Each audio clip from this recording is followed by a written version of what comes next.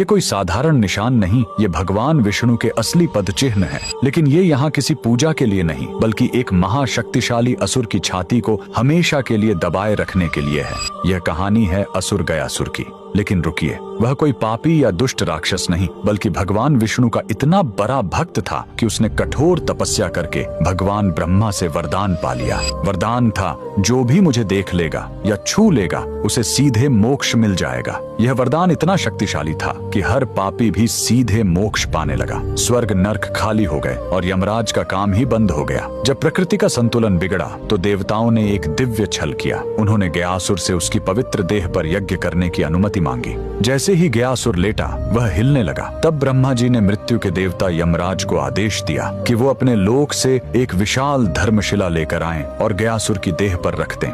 लेकिन गयासुर फिर भी हिलता रहा।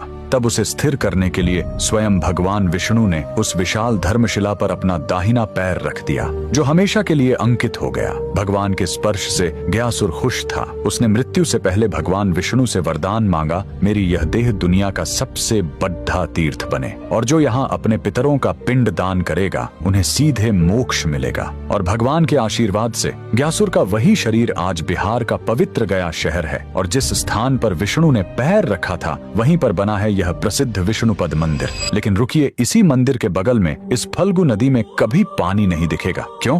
कहते हैं, जब भगवान राम और लक्ष्मण अपने पिता के पिंड दान की सामग्री लेने गए थे, तब राजा दशरथ की आत्मा स्वयं प्रकट हो गई और उन्होंने माता सीता से ही पिंड दान मांग लिया। तब सीता जी ने फल्गु नदी की रेत से ही पिंड बनाए। उनके हाथों में रेत भी अन्न के पिंड के बराबर हो गए और फल्गु नदी एक गाय और एक ब्राह्मण को गवाह बनाया। लेकिन जब राम जी लौटे तो उन्हें इस बात पर विश्वास नहीं हुआ कि बिना सामग्री के पिंड दान कैसे हो सकता है। और राम के अविश्वास को देखकर तीनों गवाह डर गए और झूठ बोल गए। तब क्रोधित होकर सीता जी ने तीनों को श्राप दे दिया और फल्गु नदी को श्राप मिला कि तुम हमेशा सतह के नीचे ही बहोगी। कमेंट में जय श्री विष्णु जरूर लिखें।